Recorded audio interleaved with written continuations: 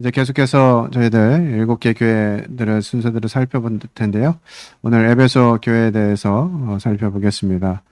먼저 7교회 전반적인 부분들을 이렇게 살펴보면 요한계시록 2장과 3장은 이 7개 교회들에 대해서 예수님이 어떤 분이신가를 시작으로 칭찬의 내용과 책망의 내용, 그리고 권면의 내용, 우리 약속의 순서대로 기록이 되어져 있습니다. 저희들이 이 순서대로 진행하면서 각 교회들을 살펴볼 계획 가운데 있습니다. 먼저 이 7개 교회를 생각할 때 우리는 역사적으로 이 사도 요한 당시에 실존했던 7교회의 상태를 묘사하고 있음을 알게 됩니다. 또한 교훈적으로는 현재 교회들 또는 성도 개인의 상태를 지적하는 말씀으로 받을 수 있습니다. 또 예언적으로는 오순절 교회 탄생 이후로 교회사의 일정 기간에 걸쳐 존재하는 기독교계의 생태를 말해줍니다. 그러니까 이 시대에 존재했던 이런 기독교의 어떤 모습들을 나타내는 모양이기도 합니다. 그래서 이 에베소 교회를 중심으로 7개의 교회가 세워지게 되는데요.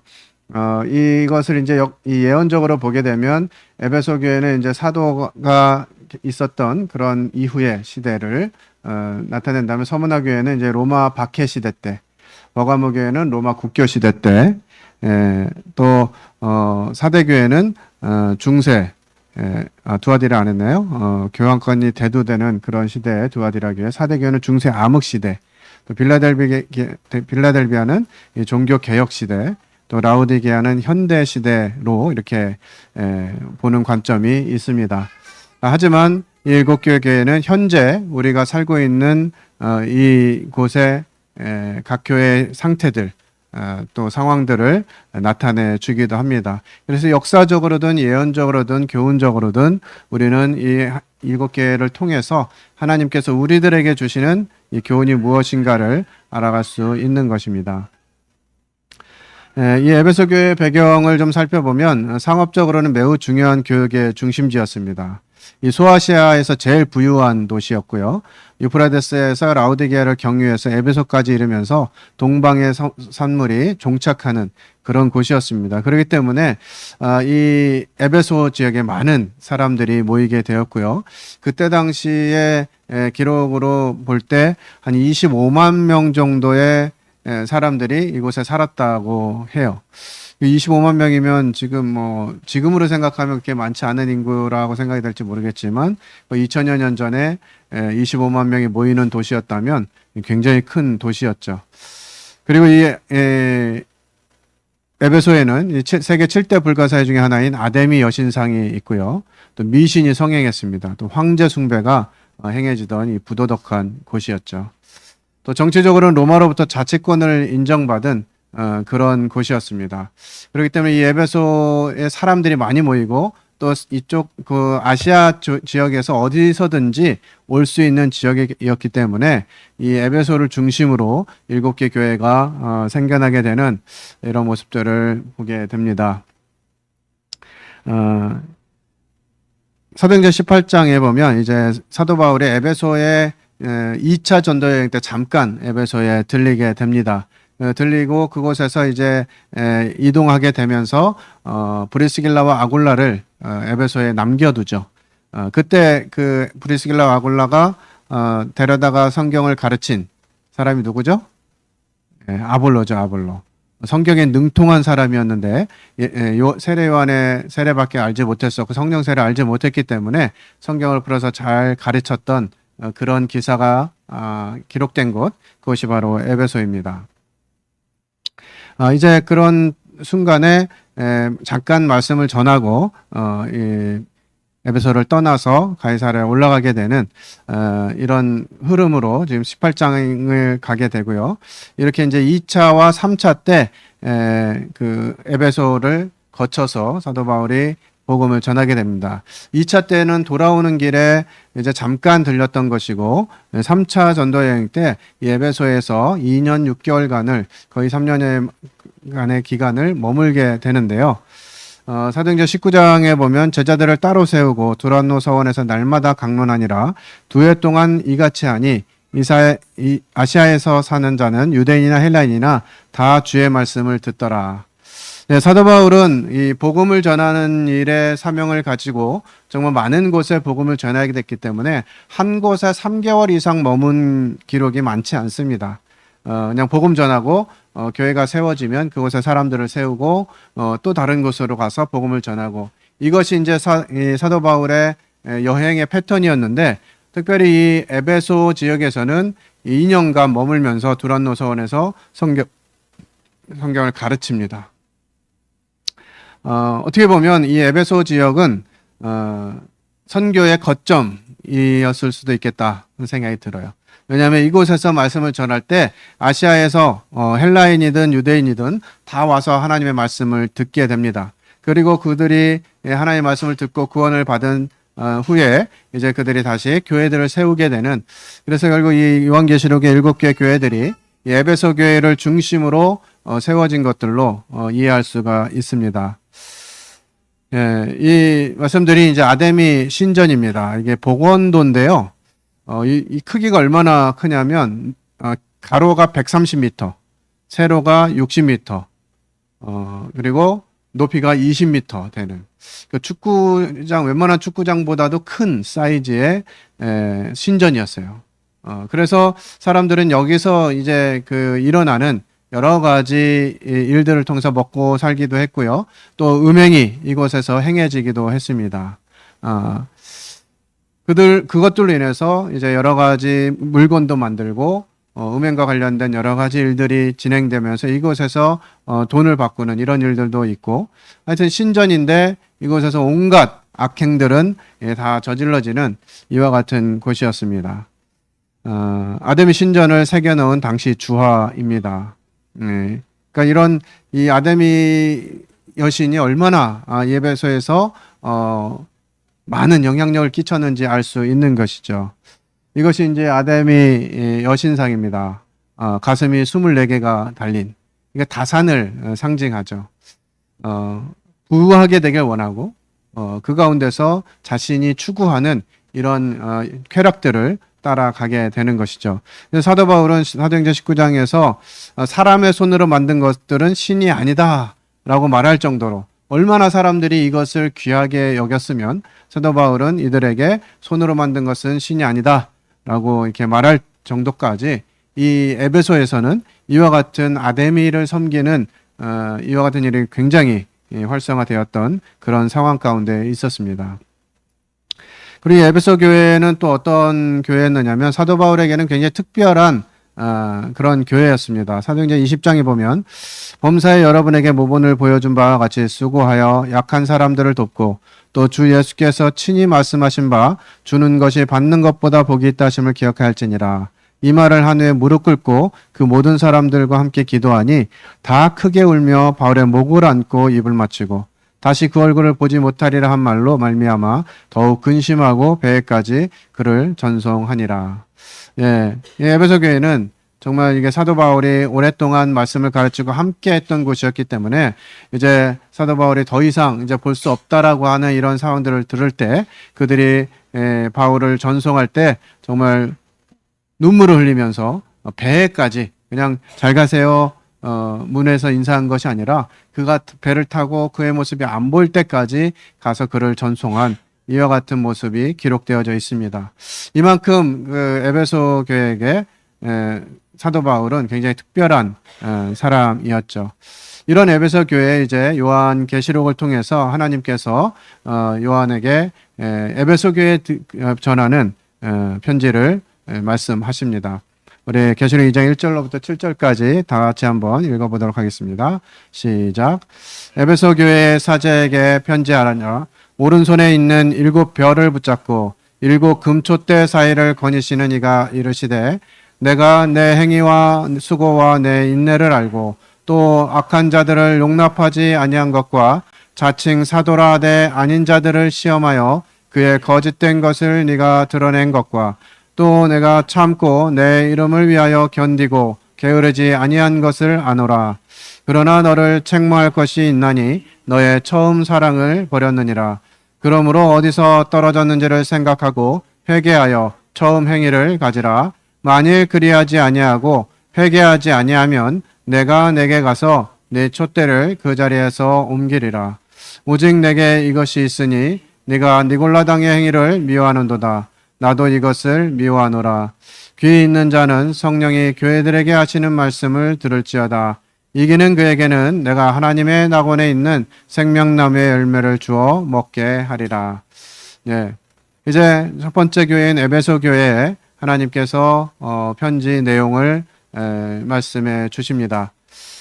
제일 먼저 이곳에 기록되어 있는 우리 주님은 오른손에 있는 7별을 붙잡고 7 금촛대 사이를 거니시는 이가, 7별은 7사자를 말씀하고 7 촛대는 교회를 말한다고 저희들이 살펴본 바가 있습니다. 그림으로 치면 뭐 이런 그림일지 모르겠습니다. 하나님께서 이제 이 교회와 관련된 말씀을 언급하시면서 이렇게 기록하게 하십니다.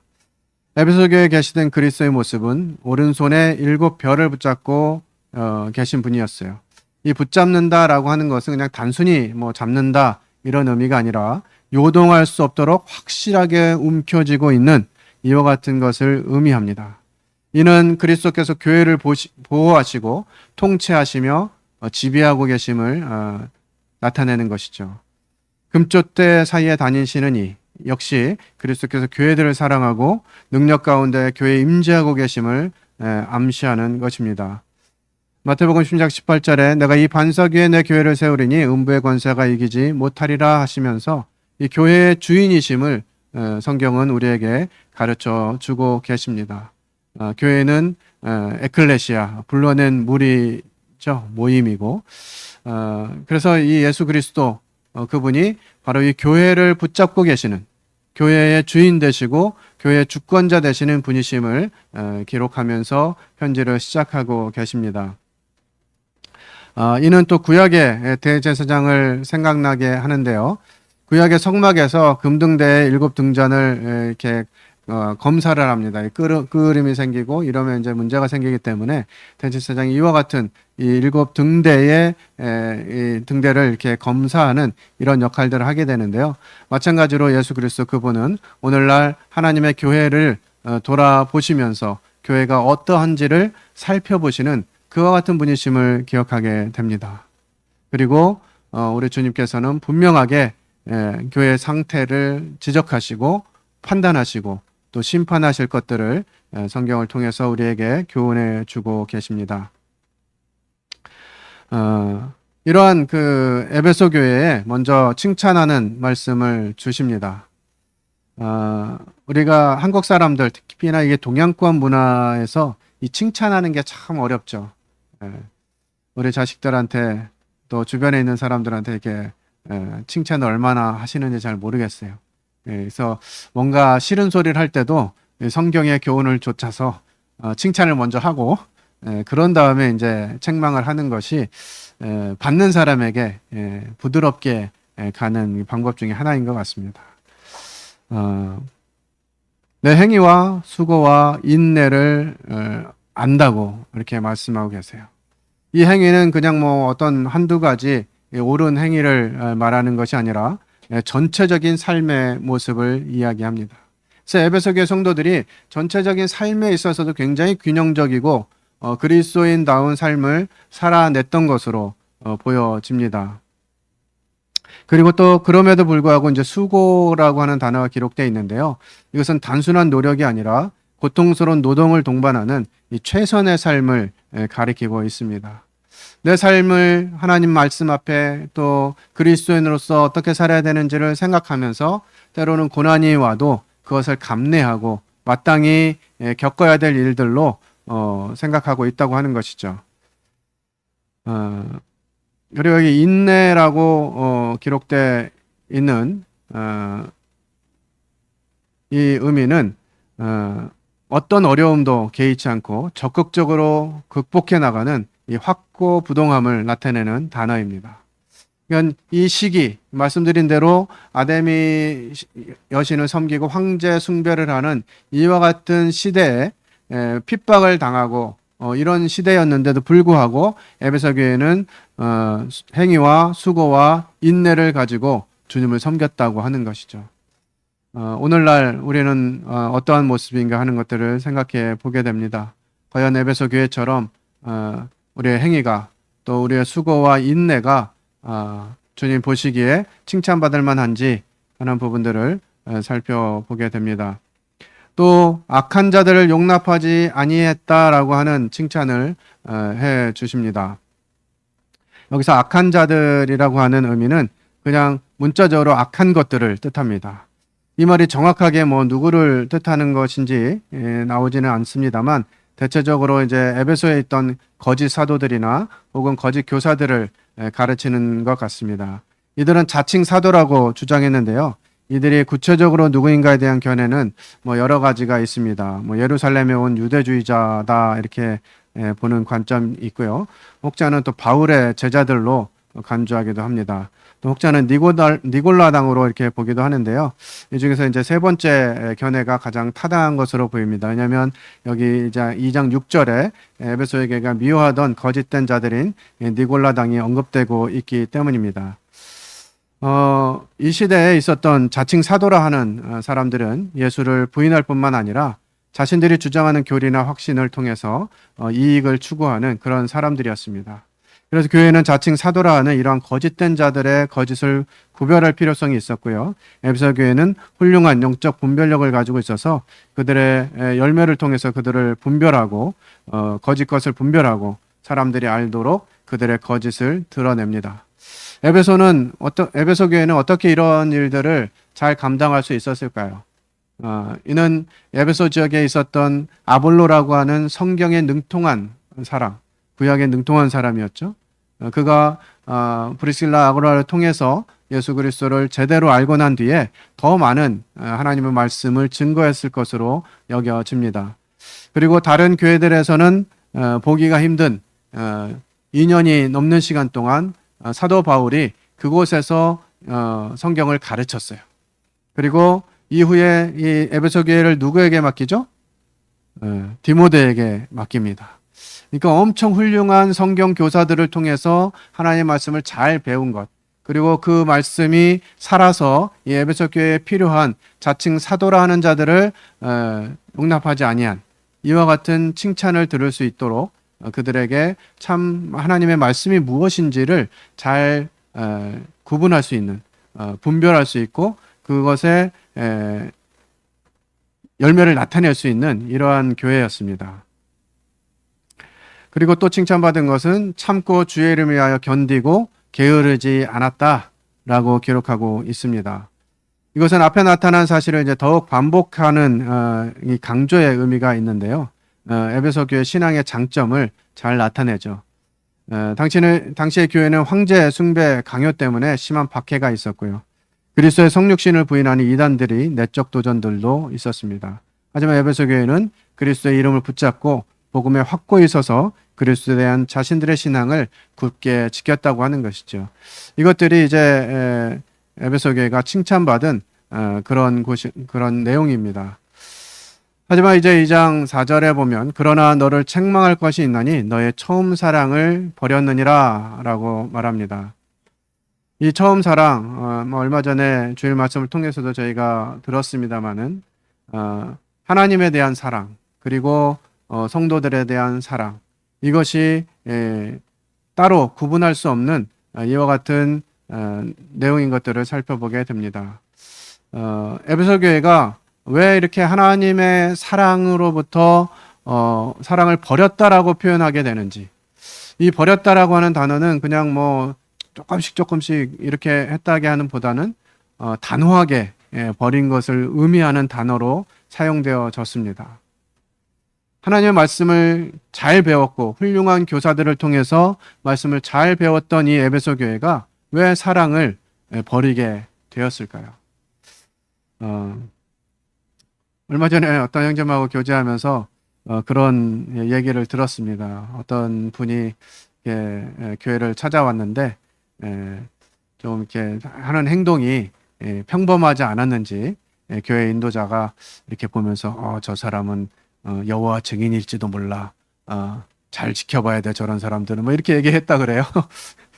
제가 듣고 되게 웃기기도 하면서 참 놀랍기도 했는데 아마 에베소 교회는 이런 태도가 있었던 것 같아요. 자칭 사도라는 사람들을 구분해야 됐고 거짓 교사들을 분별해야 됐기 때문에 많은 사람들에게 이와 같은 시선으로 대했다라고 보여집니다.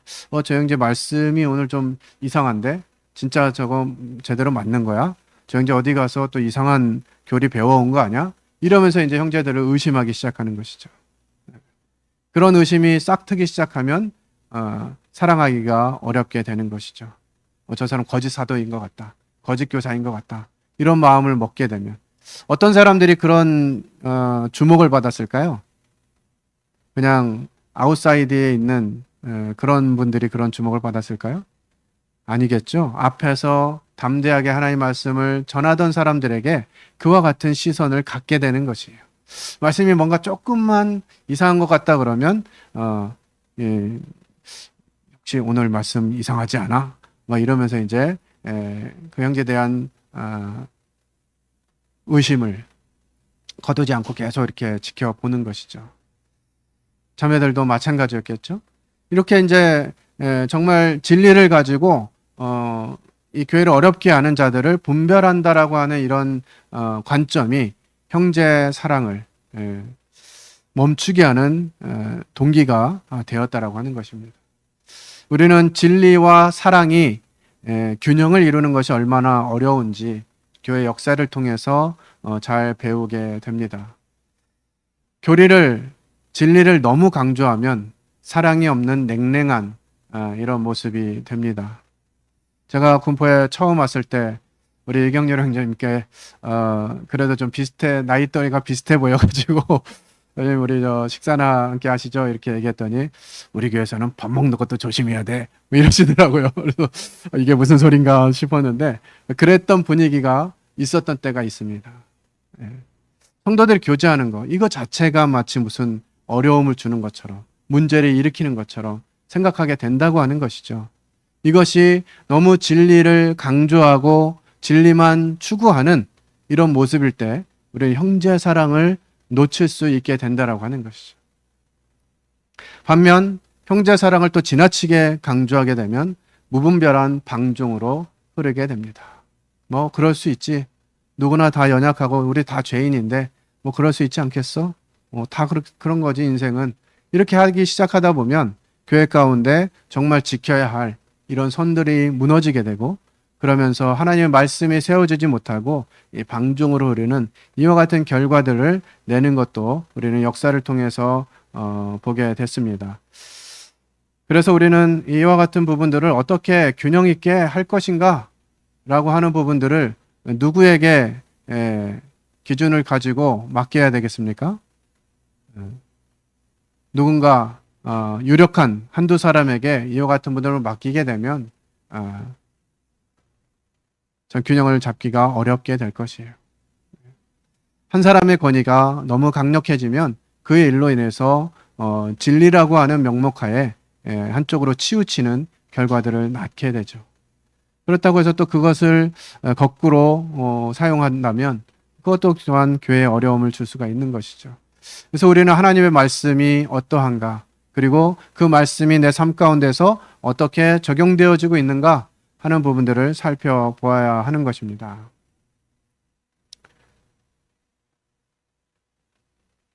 그리고 이제 5절에 그러므로 어디서 떨어졌는지를 생각하고 회개하여 처음 행위를 가지라.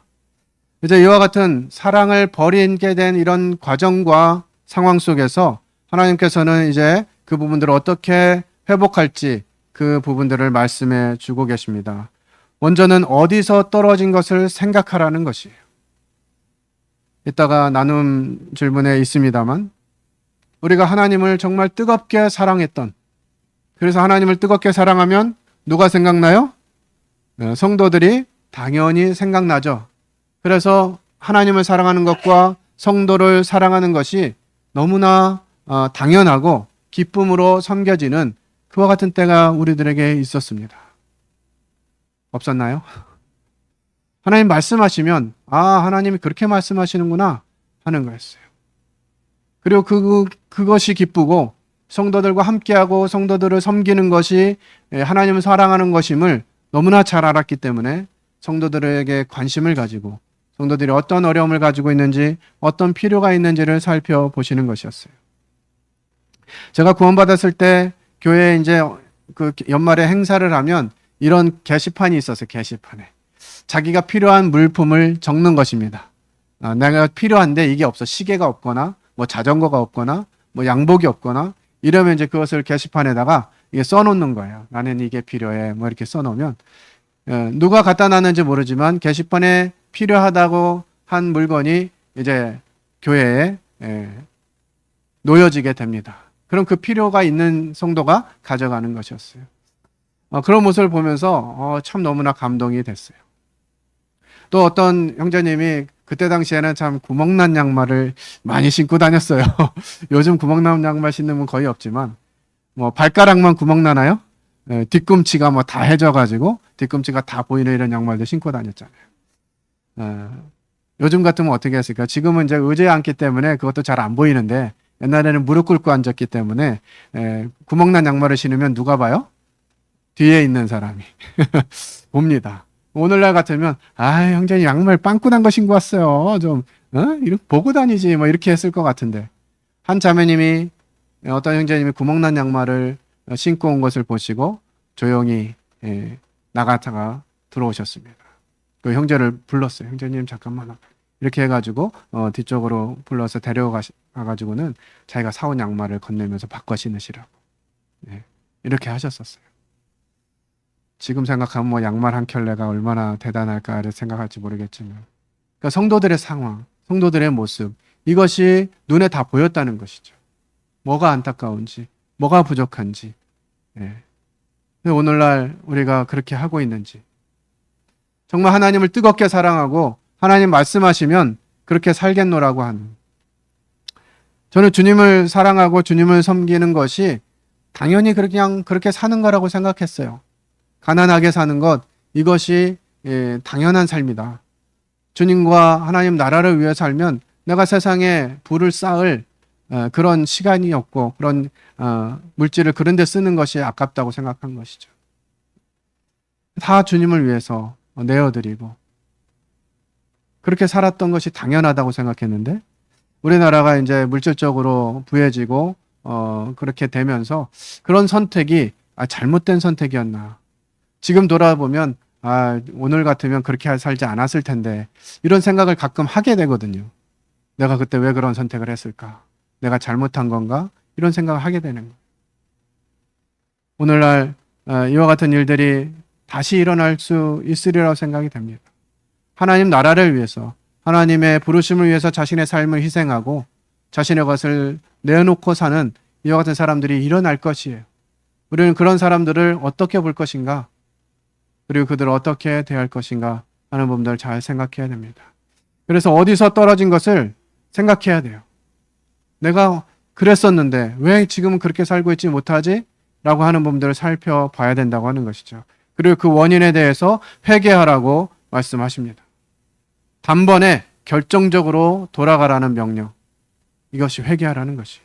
그리고 처음 행위를 가지라고 하는 것입니다. 에베소 교회가 어떤 교회였습니까? 에베소 1장 15절에 보면 이로 말미암아 주 예수 안에서 너희 믿음과 모든 성도를 향한 사랑을 나도 듣고 내가 기도할 때마다 기억하며 너희로 말미암아 감사하기를 그치지 아니하고. 사도 바울이 에베소 교회를 생각할 때마다 정말 귀한 교회였어요. 믿음과 사랑에 대해서 칭찬하는 그런 교회였습니다. 그런데 그런 교회에게 어떤 말씀을 주셨어요?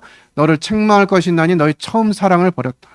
그러면 어디서 떨어졌는지를 생각하고 회개하여 처음 행위를 가져라. 돌이키지 않으면 내게 임하여 내 촛대를 그 자리에서 옮기리라. 주님이 분명히 이렇게 말씀하셨는데 어디서 떨어졌는지 기억하고 회개하고 처음 행위를 가지라고 이렇게 말씀하셨는데 그것을 듣지 않으면 촛대를 옮기시겠다는 거예요. 기억하고 회개하고 초심으로 돌아가라고 하는 것입니다. 2장 7절에 보면 이기는 그에게는 내가 하나님의 낙원에 있는 생명나무의 열매를 주어 먹게 하리라. 이기는 그에게는 무엇에 대해서 이기라고 하는 것입니까? 지금 에베소 교회가 처해져 있는 이와 같은 사랑을 버리게 된 이런 상황에서 다시 그 첫사랑을 회개함으로 그리스도께 대한 믿음과 진실을 또 사랑으로 나타내주는 자는 하나님께서 생명나무를 주시겠다는 거예요. 요한일서 5장 5절에서도 예수께서 하나님의 아들이심을 믿는 자가 아니면 세상을 이기는 자가 누구냐라고 묻고 있습니다. 고린도 10장 22절에는 만일 누구든지 주를 사랑하지 아니하면 저주를 받을지어다 라고 말씀하고 있어요. 하나님 사랑하지 않으면 저주를 받는다고 권하고 있습니다. 요한일서 4장에서도 우리가 사랑하면 그가 먼저 우리를 사랑하셨습니다. 누구든지 하나님을 사랑하노라고 그 형제를 미워하면 이는 거짓말하는 자니 보는 바 그 형제를 사랑하지 아니하는 자는 보지 못하는 바 하나님을 사랑할 수 없느니라. 우리가 이 계명을 주께 받았나니 하나님을 사랑하는 자는 또한 그 형제를 사랑할지니라. 이제 우리는 하나님의 권면대로 다시 우리가 어디서부터 떨어졌는지를 기억하고 거기서부터 떨어지게 된 원인들이 무엇인지 살펴보고 그것이 하나님께로부터 멀어지게 된 어떤 요소들인지 알지 못하지만 또 생각해보면 또 알 수도 있어요. 내가 언제서부터 이렇게 식어졌는지, 언제부터 하나님과의 관계가 멀어지고 기도하는 시간이 지루해지고 하나님 말씀이 보는 것이 어려워지고 또 전도하는 것이 식어지고 성도들과 교제하는 것이 어려워졌는지 이거 찾아보면 쉽게 알 수 있을 것입니다. 그 원인들을 확인하고 회개해야 돼요. 그리고 다시 그때로 돌아가는 그와 같은 모습이 되어지기를 바랍니다. 최근에 그 형제들과 교제하는 가운데 예전에는 저녁까지 해먹고 집에 가면 10시, 11시였는데 이런 얘기를 가끔 해요. 오늘날 왜 이렇게 교회만 끝나면 빨리 집에 가고 싶은지. 그래도 예전보다는 많이 집에 가는 시간이 좀 늦어지긴 한 것 같습니다. 더 풍성해져서 우리들의 사랑이 교회 가운데에서 또 하나님의 사랑이 필요한 사람들에게 나누어지고 우리가 하나님을 사랑하는 것만큼 성도들을 사랑하고 섬기며 하나님이 기뻐하시는 그와 같은 교회. 그래서 우리가 다 같이 하나님께서 말씀하신 생명나무의 열매를 먹게 되는 이기는 자가 되기를 바랍니다. 나눔을 위한 질문 2가지 드립니다. 기도하신 후에 그룹별로 교제하도록 하겠습니다. 아버지 하나님 감사를 드립니다. 오른손에 7별을 가지고 금초대 사이를 다니시는 주님께서 참 교회의 머리이시고 교회의 주인이시며 주권자이심을 고백합니다.